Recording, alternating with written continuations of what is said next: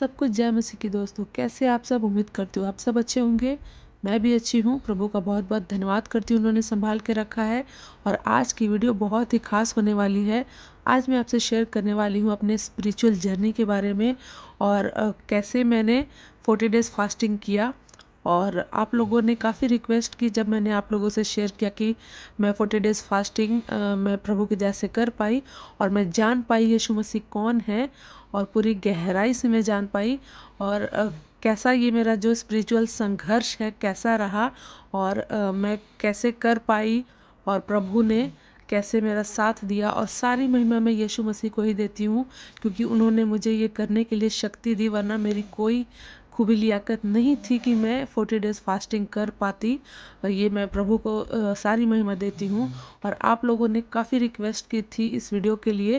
Video लेकर आने में थोड़ा लेट हो गया, इसके लिए आई एम सॉरी।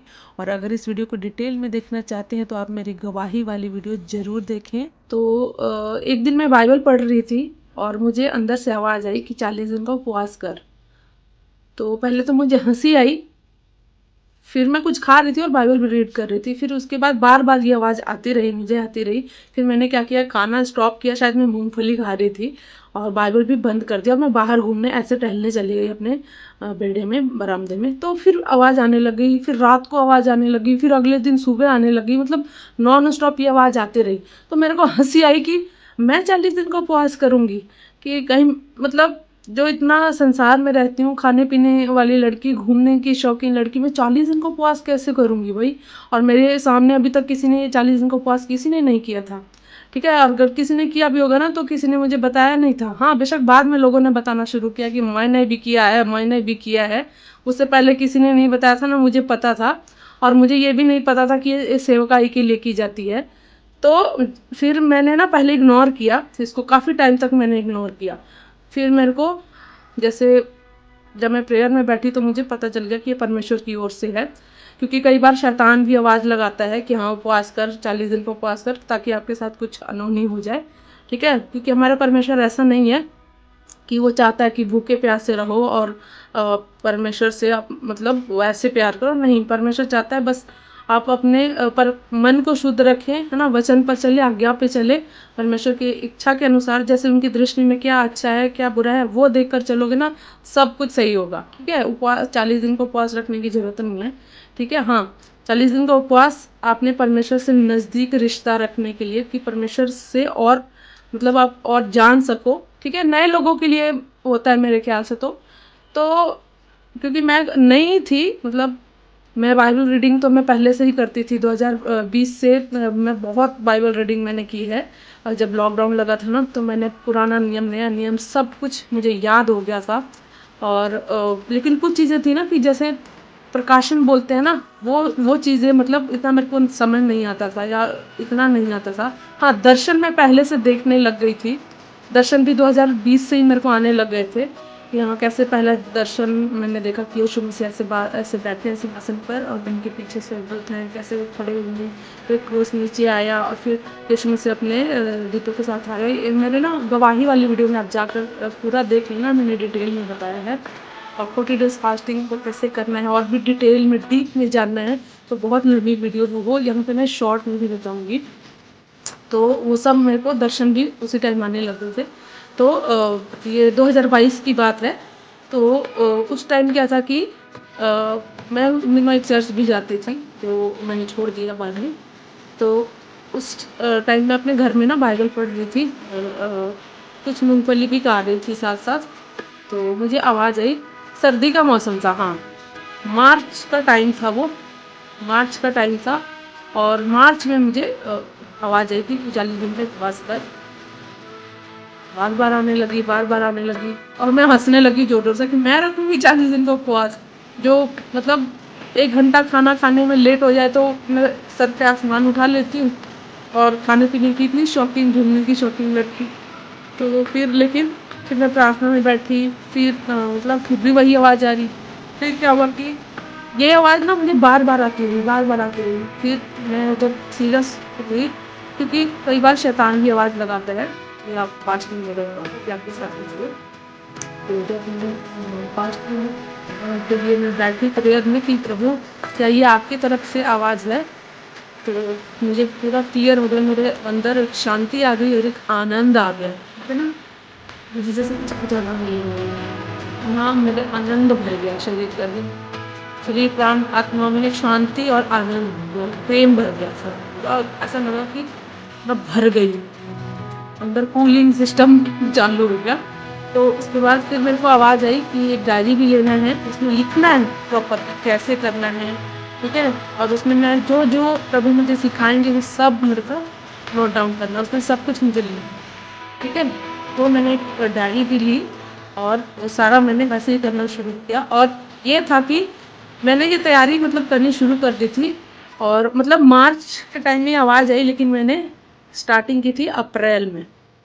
मतलब काफ़ी टाइम मुझे लगा 40 डेज़ फास्टिंग के ये कंफर्म करने में कि ये परमेश्वर की ही आवाज़ है, क्योंकि मेरा और कोई था नहीं कि जिससे मैं बोलती, या कोई मेरा ना दोस्त ना कोई मेरी सहेली, कोई नहीं। मैं अकेली परमेश्वर के साथ चलने वाली लड़की हूँ। और आपको पता ही है कि पास्टर लोगों से बोलो तो वैसे ही मजाक उड़ाते हैं क्योंकि उनके बच्चे तो है ही नहीं ना प्रभु के लिए भूखे प्यासे, बस वो गाना गा लिया, बस नकली भविष्यवाणियाँ कर ली, बस उनमें उनको लगता है बस यही बहुत बड़ा वो हो गया, ठीक है। तो इसलिए उनसे भी बोलना नहीं, मैंने किसी को बताया नहीं। तो मेरे को एक और आवाज़ आई कि किसी को नहीं बताना, ठीक है। और किसी को बताने, मैंने कहा ये कैसे होगा। फिर मैंने प्रेयर की कि ये कैसे होगा कि किसी को नहीं बताना है। तो फिर मैं प्रेयर में बैठी, फिर मुझे सब समझ आ गया कि कैसे प्रभु ने मुझे प्लानिंग के साथ बताया कि ऐसे करना है, ऐसे करना है, ये करना है, ये चीज़ें नहीं करनी है, ठीक है। तो फिर पहला दिन जब रखा मैंने फास्ट, तो मैंने किसी को नहीं बताया, दूसरे दिन नहीं बताया, तीसरे दिन मैंने क्या किया, अपने हस्बैंड को बताया, ठीक है। क्योंकि मुझे प्रार्थना में फिर मेरे को आवाज़ आई कि मुझे अपने हस्बैंड से शेयर करना चाहिए।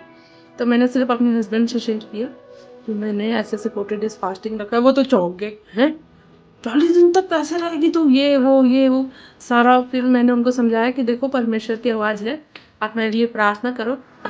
खुश हुए, लेकिन काफ़ी खुश होके आए, वाह कितनी अच्छी बात है। फिर वो भी मेरे कहते कि मैं भी रखूँगा। मैंने कहा नहीं, जब तक आपको आवाज़ नहीं आएगी आप नहीं रखना है। ऐसे नहीं, क्योंकि आप बाहर काम भी करते हो, है ना, और बहुत हार्ड वर्क करते हैं बाहर में रहना, है ना, बिना खाना पानी के कैसे आप रह पाओगे। तो फिर उन्होंने कहा कि चल ठीक है। तो पहले दिन मैंने कैसे रखा पूरा, मतलब मैं आपको डिटेल में बता रही हूँ कि जो मुझे प्रभु ने अगुवाई की वो ये था, इसमें मैंने पहले ही फास्ट रखने से पहले ही डायरी में सारा नोट डाउन करवा दिया परमेश्वर ने कि मुझे ऐसे रखना है कि सुबह उठ के जल्दी से उठना है, मुझे भोर में ही उठना। मैं 3 बजे उठ जाती थी, 3 बजे उठ के प्रार्थना करना, बाइबल पढ़ना शुरू किया।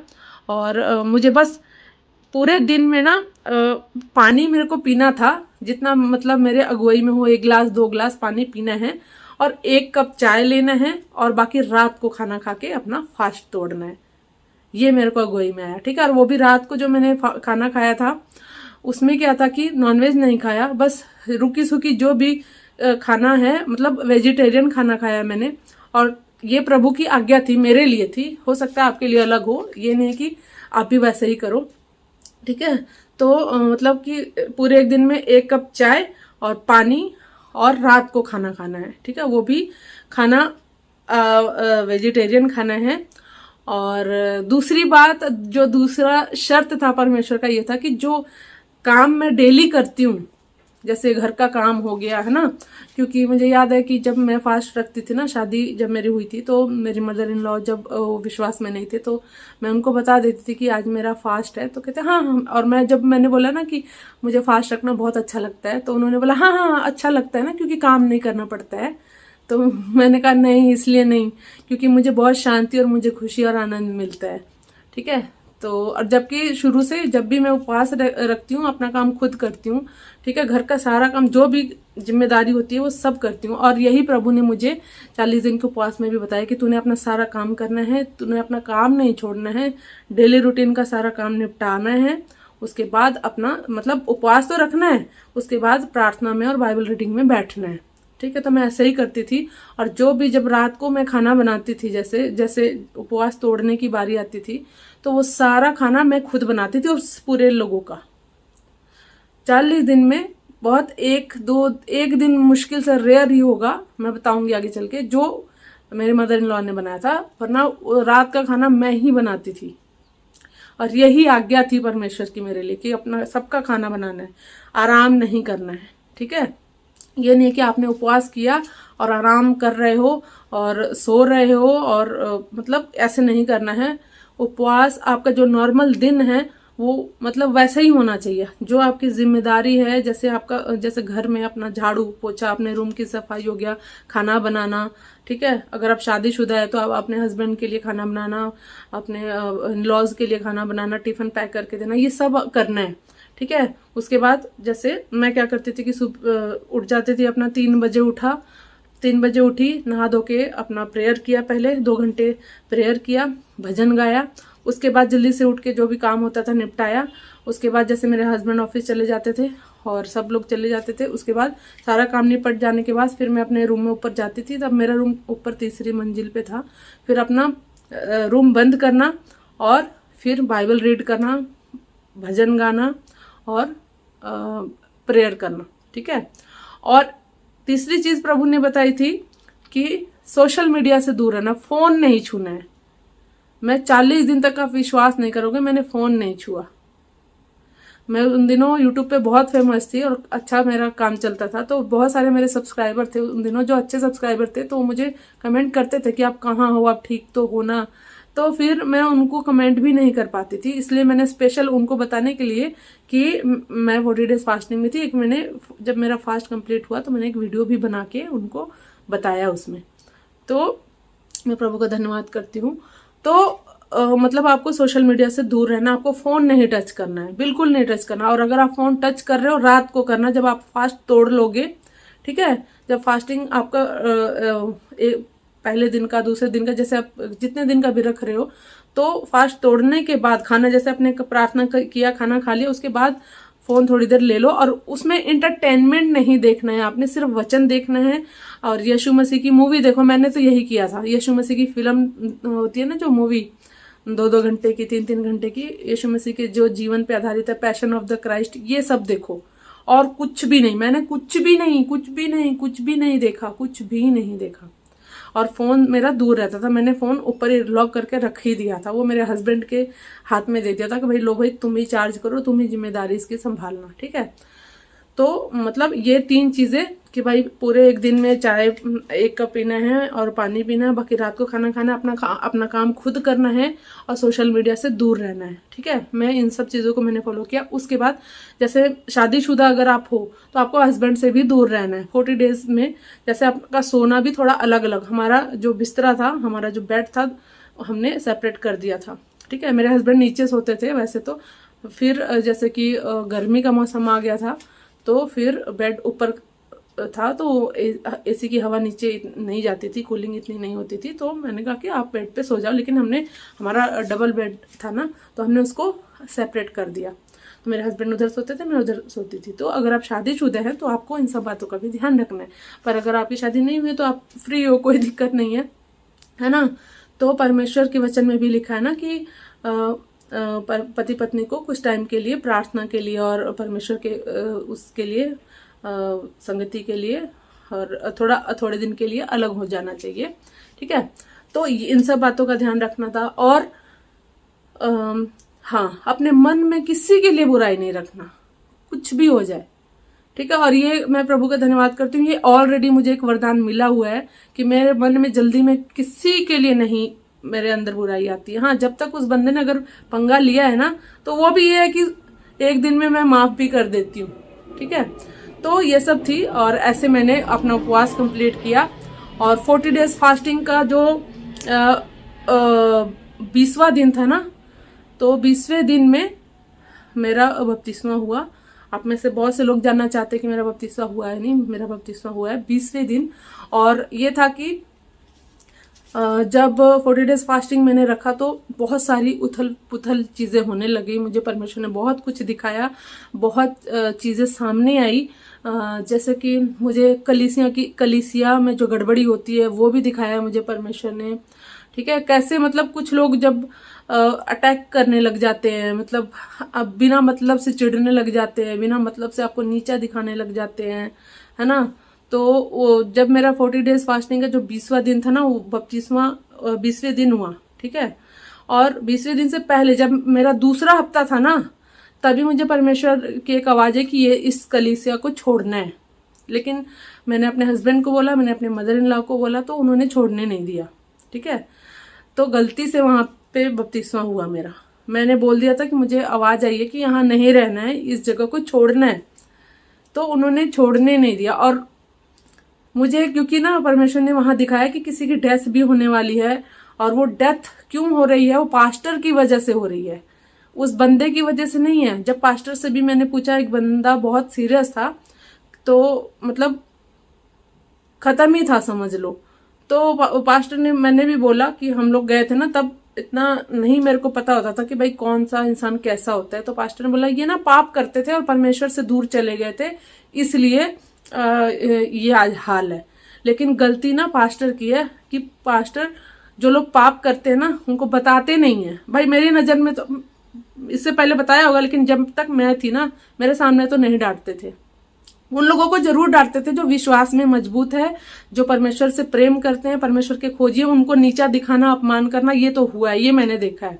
और यही रीजन है जो मुझे परमेश्वर ने बोला था दूसरे हफ्ते, जब 40 दिन का उपवास किया था, उसके दूसरे हफ्ते तक मुझे परमेश्वर ने बोला कि मुझे ये चर्च छोड़ना है, ये सही नहीं है। ना यहाँ पे आत्मिक उन्नति है, ना यहाँ पे प्रेम है, ना आपस में कोई एक दूसरे से मेल मिलाप नहीं है, जलने वाले। और जो लड़की आराधना करती थी उसके अंदर तो बहुत डीमंस थे, सही बता रही हूँ। उसमें घमंड, उसमें, उसको नहीं बोलेगा पास्टर कि भाई घमंड नहीं करना, उसको उल्टा ही बोल, मतलब पता नहीं क्या, कौन सा बाइबल पढ़ते हैं ये लोग और कौन सी क्रिश्चियनिटी है इन लोग की, मेरे को आज तक ही समझ नहीं आया, ठीक है। और ऐसे लोगों से तो मैं कभी जिंदगी में बात नहीं करूँ, क्षमा तो कर दिया है, मैं बात नहीं करती। कभी मिलते हैं ना, मैं तो दूर से ही भाई जय मसीह, जा मसीह, निकल मसीह ऐसे कर देती हूँ, ठीक है। तो क्योंकि परमेश्वर को ये लोग मजाक में लेते हैं, ठट्ठों में उड़ाते हैं, ठीक है। तो परमेश्वर हर एक से अपना बदला लेगा। तो ये चीज थी, 20वें दिन मेरा बपतिस्मा हुआ और ऐसे मेरा 30 दिन निकला, सब बहुत बढ़िया। और इतना मतलब मैं कहती हूँ ना कि मैंने वो सारी चीजें देखी, मुझे परमेश्वर ने क्या क्या दिखाया।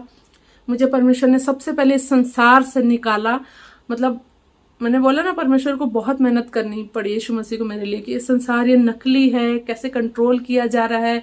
जिस बॉलीवुड में मैं हूँ वो डेविल का है, लूसीफर का है, इल्यूमिनाटी कंट्रोल करता है, सब कुछ मुझे बताया परमेश्वर ने कि सब नकली है, इससे भागना है, इससे निकलना है। यदि मनुष्य पूरे जगत को प्राप्त कर ले, बदले में अपने प्राण को खो दे तो क्या लाभ, है ना। बहुत कुछ मुझे फिर परमेश्वर ने समझाया। तब मैंने मुझे एक चीज और बोला परमेश्वर ने, मुझे कुछ चीजें छोड़ने के लिए बोली।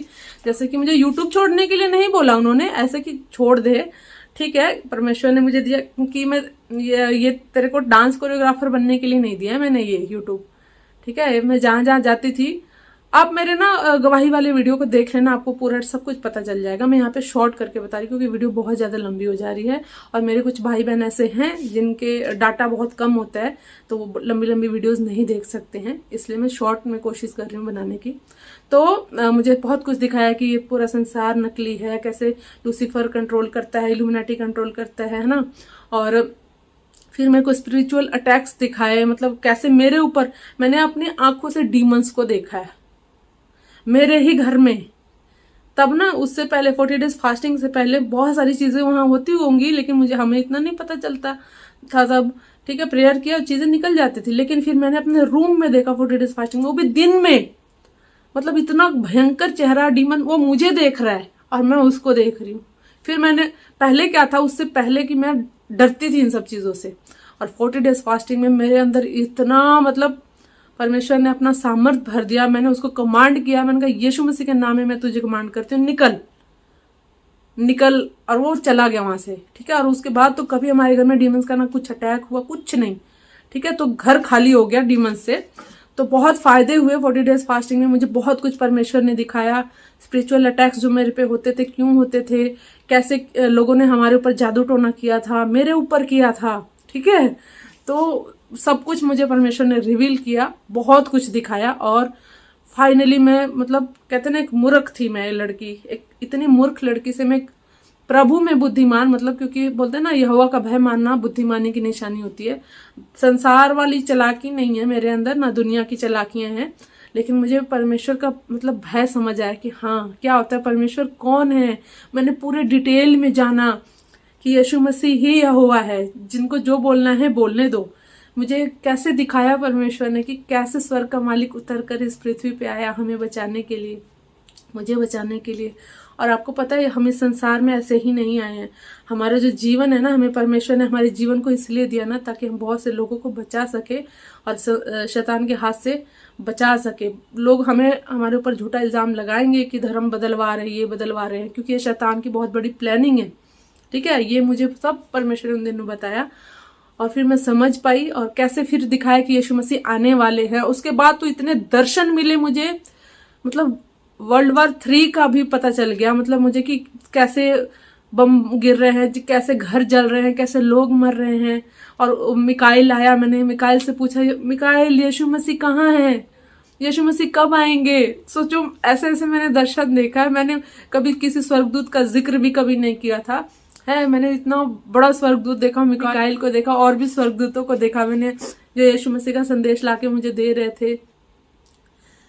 तो वो सब मुझे पता चला और मैं परमेश्वर का धन्यवाद करती हूँ। और ऐसे करते करते जब मेरा 40 डेज कंप्लीट होने से पहले, जैसे आपको पता है कि हम लड़कियां हैं और लड़कियों को कुछ प्रॉब्लम होती है, जैसे मंथली प्रॉब्लम होती है। जब मेरे को पीरियड्स का टाइम आया ना, अगर आप लड़की हैं, मेरी बहन आपने पूछा है ना, तो इसलिए मैं आपको बता रही हूँ क्योंकि अवेयर रहने की जरूरत है।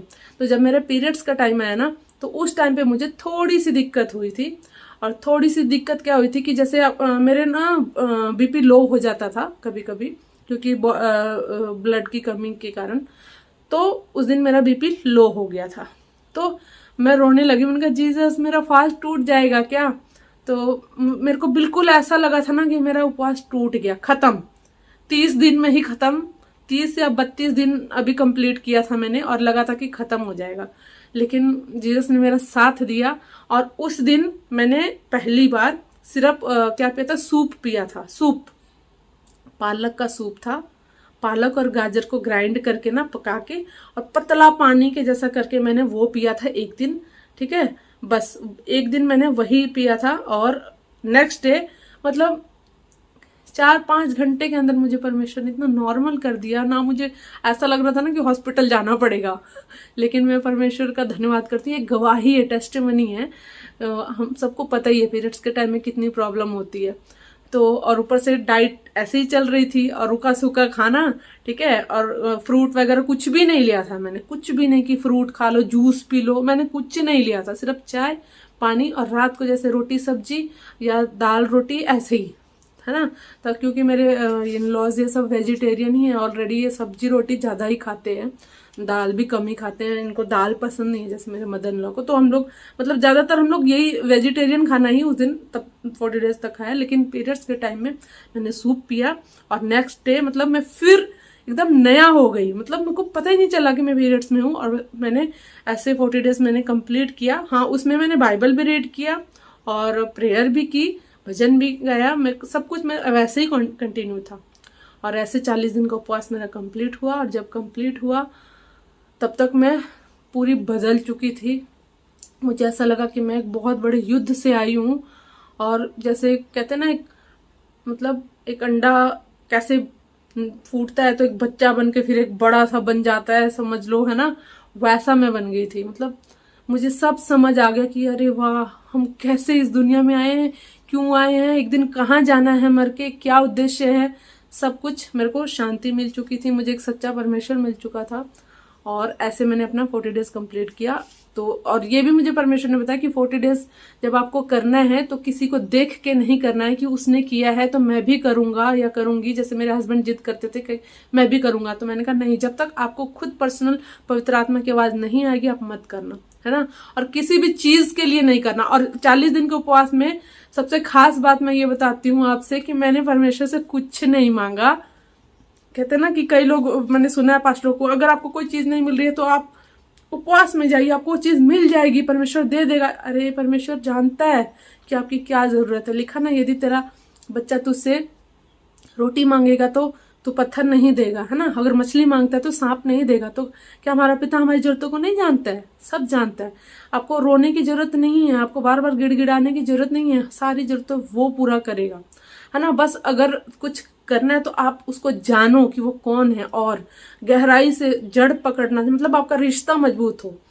40 डेज फास्टिंग में मैंने एक ही चीज मांगा था कि प्रभु आप कौन है, मतलब पूरा मेरे को गहराई से बताइए और डीप जाके बताइए कि मैं आपको और जानना चाहती हूँ, मैं आपको और जानना चाहती हूँ, और मुझे पूरा मतलब मेरे को और जानना है आपके बारे में। तो मैं परमेश्वर के लिए भूखी प्यासी थी, तो परमेश्वर ने मुझे भर दिया, पूरा बता दिया। अब इतना बता दिया ना, सोचो इतना बता दिया कि अगर गला कटने तक कोई बोले ना कि यीशु मसीह का इनकार कर दे कि यीशु ही प्रभु है, यीशु तेरा परमेश्वर खुदा है, तेरा भगवान है, तो मैं कभी इनकार नहीं करूंगी। चाहे गला काटना है काट दो। मेरे को यहाँ तक प्रभु ने दिखा दिया, बता दिया कि जो मेरे लिए मरेगा वो अपने प्राण को बचा लेगा, और जो डर गया ना वो खो देगा। तो मैं प्रभु का धन्यवाद करती हूँ। ऐसे मैंने 40 डेज कंप्लीट किया और प्रभु ने मुझे बहुत कुछ बताया, और कुछ चीजें छोड़ने के लिए बोला, जैसे डांस कोरियोग्राफी मुझे छोड़ने के लिए बोला। लेकिन मैं सामने दुनिया के सामने बोल नहीं सकती थी। यूट्यूब पे मैं सोचती थी, मैं काफी सच बताऊं तो मेरे को बहुत रोना आता था, क्योंकि मुझे डांस करना सच में पसंद था, बहुत पसंद, मेरा फेवरेट कैरियर था वो, मैंने कैरियर के रूप में चूज किया था। फिर मैंने प्रभु को बोला कि ठीक है मैं डांस छोड़ देती हूँ, मैं ब्लॉगिंग तो कर सकती हूँ ना।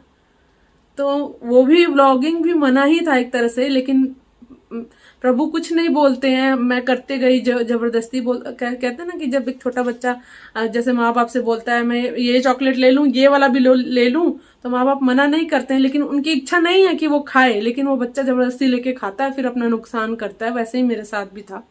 तो मुझे फिर बाद में अब इन दिनों मुझे प्रभु ने क्या बताया कि जो व्लॉगिंग करते हैं ना उसके बहुत नुकसान है। वो मैं कभी फिर आपसे शेयर करूंगी कि क्या नुकसान है। वो मैं जो मेंबर्स ओनली वीडियो में करूंगी। एक आप में से बहुत से लोगों ने मुझे कमेंट किया है कि जो प्रभु ने आपको बताया है वो भी शेयर करें, तो वो मैं चाहती हूँ कि आप में से एक प्यारी सी बहन ने ये भी मुझे सजेशन दिया कि अपने मोती सुअरों के आगे मत फेंको, क्योंकि कुछ सुअर लोग इसमें भी घुस गए हैं जो उल्टा पुल्टा कमेंट करते हैं। तो मैं चाहती हूँ कि कुछ कीमती बातें उन सुअरों तक ना जाए, और सिर्फ जो अनमोल लोग हैं, प्रभु के वफादार हैं, वही जाने। ठीक है, तो उसके लिए आपको चैनल को ज्वाइन करना पड़ेगा। ठीक है, तो आप चैनल को ज्वाइन जरूर कर ले। अब कुछ लोग बोलेंगे कि हाँ ये तो पैसा कमाने के लिए यूट्यूब पे आई, तो सुनो, पैसा ना सबसे ज्यादा डांस कोरियोग्राफी में, ब्यूटिशियन में और व्लॉगिंग में होता है। ठीक है, अगर मैं चाहूँ तो वहां से पैसा कमा सकती हूँ, लेकिन मैंने परमेश्वर को चुना है। पैसा कमाना मेरा उद्देश्य नहीं है। मेरा उद्देश्य है कि अगर मेरे गवाही से, ठीक है, कोई एक भी बच जाए और स्वर्ग में हम परमेश्वर के वहां मिले, मेरे लिए बहुत खुशी होगी कि मैंने परमेश्वर के लिए एक आत्मा भी बचा ली है। ठीक है, यही उद्देश्य। तो आप चैनल को ज्वाइन कर लेना। बाकी आई होप कि आपको समझ आ गया होगा कि मैंने 40 दिन का उपवास कैसे किया था। बहुत अच्छा सफर था मेरा। आप डिटेल में जाके मेरे चैनल पे वीडियो देख सकते हैं। और ऐसा नहीं है कि आपको 40 दिन का उपवास करने के लिए बपतिस्मा लेने की जरूरत है ना। सबसे पहले आपको 40 दिन का उपवास करना ही क्यों है, आपको ये डिसीजन लेना है। ये देख के नहीं, मैं कह रही हूँ आप 3 दिन का ही उपवास रखो, परमेश्वर आपसे बहुत खुश हो जाएंगे। बस अपने मन को शुद्ध रखो। प्रार्थना करना है कि प्रभु दाऊद के जैसे कि मेरे अंदर शुद्ध मन को उत्पन्न कर। ठीक है, और आपको वही करना है जो परमेश्वर की दृष्टि में अच्छा है। जो परमेश्वर की नजर में बुरा है ना, वो काम आपने नहीं करना है। मैं गारंटी देती हूँ, परमेश्वर की आज्ञा को मानो और उसके बताए रास्ते पे चलो, बुराई से दूर रहो, आपको सब कुछ मिल जाएगा, सब कुछ मिल जाएगा। मेरे जीवन की गवाही है। मेरे को प्रभु ने एजुकेशन में बढ़ाया, टॉप मेरिट में आई मैं। मेरे को अच्छा लाइफ पार्टनर दिया जो मेरा बचपन का दोस्त था। हाँ ठीक है, लव मैरिज अलाउ नहीं होता है क्रिश्चियनिटी में, लेकिन अगर कोई आपके ही उसका है तो हो सकता है, इसमें कोई बड़ी बात नहीं है ना। तो मेरे लव मैरिज भी हुआ, मुझे एक प्यारा सा बेटा भी दिया परमेश्वर ने, मुझे मेरे हस्बैंड को एक बहुत अच्छी नौकरी दी परमेश्वर ने। मतलब जो मैं चाहती थी ना वो सब कुछ परमेश्वर ने मुझे दिया। एक ऐसी इच्छा नहीं है जो परमेश्वर ने पूरा नहीं किया है। बस अब रैप्चर का इंतजार है कि बस वो आए तो हमें लेके जाए, हम छूट ना जाए कहीं। बस एक मेरी यही इच्छा आखिरी है। ठीक है, तो आपको प्रभु बहुत आशीष दे। उम्मीद करती हूँ कि आपको आशीष मिली होगी मेरे वीडियो से।